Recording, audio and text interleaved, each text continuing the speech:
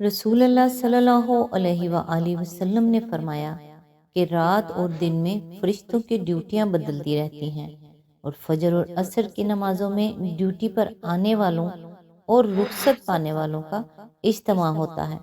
फिर तुम्हारे पास रहने वाले फरिश्ते जब ऊपर चढ़ते हैं तो अल्लाह ताला पूछता है, हालांकि वो इनसे बहुत ज़्यादा अपने बंदों के मुतालिक जानता है, कि मेरे बंदों को तुमने किस हाल में छोड़ा। वो जवाब देते हैं कि हमने जब छोड़ा तो वो फजर की नमाज पढ़ रहे थे, और जब उनके पास गए तब वो असर की नमाज पढ़ रहे थे। सही बुखारी हदीस नंबर 555।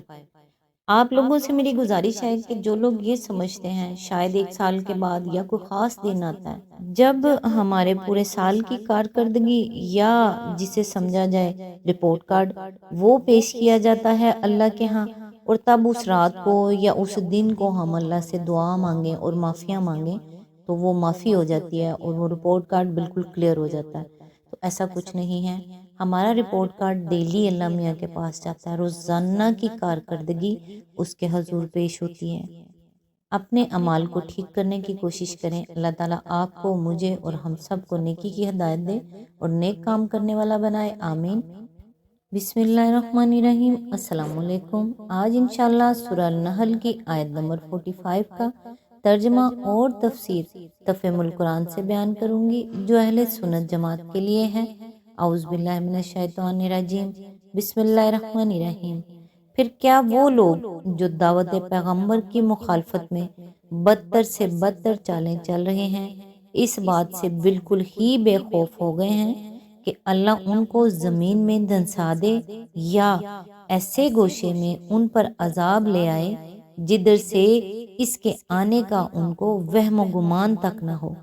आयत नंबर 46। या अचानक चलते फिरते उनको पकड़ ले या ऐसी हालत में इन्हें पकड़े जबकि इन्हें खुद आने वाली मुसीबत का खटका लगा हुआ हो और वो उससे बचने की फिक्र में चौकन्ने हों। आयत नंबर 47। वो जो कुछ भी करना चाहे ये लोग उसको आजिज करने की ताकत नहीं रखते। हकीकत यह है कि तुम्हारा रब बड़ा ही नरम हो और रहीम है। आयत नंबर 48। और क्या ये लोग अल्लाह की पैदा की हुई किसी चीज को भी नहीं देखते कि इसका साया किस तरह अल्लाह के हजूर सजदा करते हुए दाएं और बाएं गिरता है। सब के सब इस तरह इजहार अजज कर रहे हैं।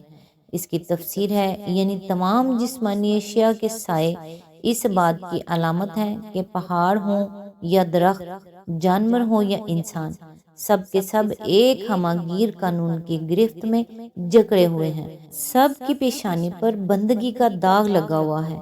अलूहियत में किसी का कोई अदना हिस्सा भी नहीं है। साया पड़ना एक चीज के मादी होने की खुली अलामत है और मादी होना बंदा व मखलूक होने का खुला सबूत है। आयत नंबर 49। जमीन और आसमानों में जिस कदर जानदार मखलूकात हैं और जितने मलाइका हैं, सब अल्लाह के आगे सरबसजूद हैं। वो हरगिज सरकशी नहीं करते। इसकी तफसीर है, यानी जमीन ही की नहीं, आसमानों की भी वो तमाम हस्तियां जिसको कदीम जमाने से लेकर आज तक लोग देवी देवता और खुदा के रिश्तेदार ठहराते आए हैं, दरअसल गुलाम और ताबेदार हैं। इनमें से भी किसी का खुदाबंदी में कोई हिस्सा नहीं है। ज़िम्नन इस आयत से एक इशारा इस तरफ भी निकल आया है कि जानदार मखलूकात सिर्फ ज़मीन ही में नहीं हैं, बल्कि आलम बाला के सयारों में भी हैं। यही बात सूरह शूरा आयत नंबर 29 में भी इरशाद हुई है। आयत नंबर 50। अपने रब से जो उनके ऊपर है डरते हैं और जो कुछ हुक्म दिया जाता है उसी के मुताबिक काम करते हैं। ये आयत सजदा है। बराए मेहरबानी यहाँ जो भी सुन रहा है सजदा ज़रूर कर लीजिएगा। आयत नंबर 51। अल्लाह का फरमान है कि दो खुदा न बना लो, खुदा तो बस एक ही है, लिहाजा तुम मुझी से डरो। इसकी तफसीर है, दो खुदाओं की नफ़ी में दो से ज़्यादा खुदाओं की नफ़ी आपसे आप शामिल है। आयत नंबर 52। उसी का है वो सब कुछ जो आसमानों में है और जो ज़मीन में है, और खालिसन उसी का दीन सारी कायनात में चल रहा है। پھر کیا اللہ کو چھوڑ کر تم کسی اور سے تقویٰ کرو گے؟ اس کی تفسیر ہے، دوسرے الفاظ میں اسی کی اطاعت پر اس پورے کارخانہ ہستی کا نظام قائم ہے۔ آیت نمبر 53، تم کو جو نعمت بھی حاصل ہے اللہ ہی کی طرف سے ہے، پھر جب کوئی سخت وقت تم پر آتا ہے تو تم لوگ خود اپنی فریادیں لے کر اسی کی طرف دوڑتے ہو۔ اس کی تفسیر ہے، یعنی یہ توحید کی ایک تصریح شہادت تمہارے اپنے نفس میں موجود ہے۔ سخت مصیبت کے وقت جب تمام من کھڑک تصورات کا زنگ ہٹ جاتا ہے تو تھوڑی دیر کے لیے تمہاری اصل فطرت ابھر آتی ہے، جو اللہ کے سوا کسی الہ کی، کسی رب اور کسی مالک کے ذی اختیار کو نہیں جانتی۔ آیت نمبر 54، مگر جب اللہ اس وقت کو ٹال دیتا ہے تو یکا یک تم میں سے ایک گروہ اپنے رب کے ساتھ دوسروں کو اس مہربانی کے شکریہ میں شریک کرنے لگتا ہے۔ اس کی تفسیر ہے، یعنی اللہ کے شکریہ کے ساتھ ساتھ کسی بزرگ یا کسی دیوی یا دیوتا کے شکریہ کی بھی نیازیں اور نظریں چڑھانی شروع کر دیتا ہے، اور اپنی بات سے یہ ظاہر کرتا ہے کہ اس کے نزدیک اللہ کی اس مہربانی میں ان حضرات کی مہربانی کا بھی دخل تھا، بلکہ اللہ ہرگز مہربانی نہ کرتا اگر وہ حضرات مہربان ہو کر اللہ کو مہربانی پر آمادہ نہ کرتے۔ آیت نمبر 55، تاکہ اللہ کے احسان کی ناشکری کرے، اچھا مزے کر لو، ان قریب تمہیں معلوم ہو جائے گا۔ آیت نمبر 56، یہ لوگ جن کی حقیقت سے واقف نہیں ہیں ان کے حصے ہمارے دیے ہوئے رزق میں سے مقرر کرتے ہیں، خدا کی قسم ضرور تم سے پوچھا جائے گا کہ یہ جھوٹ تم نے کیسے گھڑ لیے تھے۔ اس کی تفسیر ہے، یعنی جن کے متعلق کسی مستند ذریعے علم سے انہیں یہ تحقیق نہیں ہوا ہے کہ اللہ میاں نے ان کو واقعی شریک خدا نامزد کر رکھا ہے اور اپنی خدائی کے کاموں میں سے کچھ کام یا اپنی سلطنت کے علاقوں میں سے کچھ علاقے ان کو سونپ رکھے ہیں۔ آیت نمبر 57، یہ خدا کے لیے بیٹیاں تجویز کرتے ہیں، سبحان اللہ، اور ان کے لیے وہ جو یہ خود چاہیں۔ اس کی تفسیر ہے، مشرکین عرب کے معبودوں میں دیوتا کم تھے، دیویاں زیادہ تھیں، اور ان دیویوں کے متعلق ان کا عقیدہ یہ تھا کہ یہ خدا کی بیٹیاں ہیں۔ اسی طرح فرشتوں کو بھی وہ خدا کی بیٹیاں قرار دیتے تھے، یعنی بیٹے۔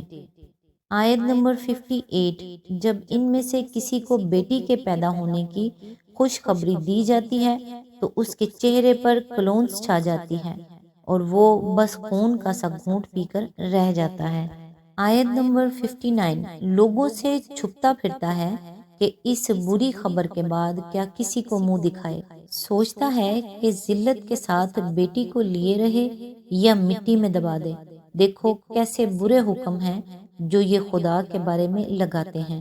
اس کی تفسیر ہے، یعنی اپنے لیے جس بیٹی کو یہ لوگ اس قدر موجب ننگ و عار سمجھتے ہیں، اسی کو خدا کے لیے بلا تعمل تجویز کر دیتے ہیں، قطع نظر اس سے کہ خدا کے لیے اولاد تجویز کرنا بجائے خود ایک شدید جہالت اور گستاخی ہے۔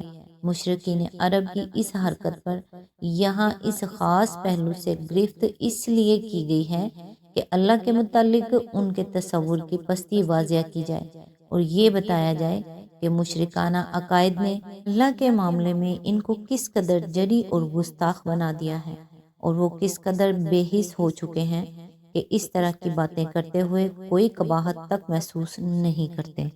آیت نمبر 60، بری صفات سے متصف کیے جانے کے لائق تو وہ لوگ ہیں جو آخرت کا یقین نہیں رکھتے، رہا اللہ تو اس کے لیے سب سے برتر صفات ہے، وہی تو سب پر غالب ہے اور حکمت میں کامل ہے۔ آیت نمبر 61، اگر کہیں اللہ لوگوں کو ان کی زیادتی پر فوراً ہی پکڑ لیا کرتا تو روئے زمین پر کسی متنفس کو نہ چھوڑتا، لیکن وہ سب کو ایک وقت مقرر تک مہلت دیتا ہے، پھر جب وہ وقت آ جاتا ہے تو اس سے کوئی ایک گھڑی بھر بھی آگے پیچھے نہیں ہو سکتا۔ آیت نمبر 62، آج یہ لوگ وہ چیزیں اللہ کے لیے تجویز کر رہے ہیں جو خود اپنے لیے انہیں ناپسند ہیں، اور جھوٹ کہتی ہیں ان کی زبانیں کہ ان کے لیے بھلا ہی بھلا ہے، ان کے لیے تو ایک ہی چیز ہے اور وہ ہے دوزخ کی آگ، ضرور یہ سب سے پہلے اس میں پہنچائے جائیں گے۔ آج تک کے لیے بس اتنا ہی، نیکسٹ انشاءاللہ آیت نمبر 63 سے سٹارٹ کریں گے۔ تب تک کے لیے دعاؤں میں یاد رکھیے گا۔ اللہ حافظ۔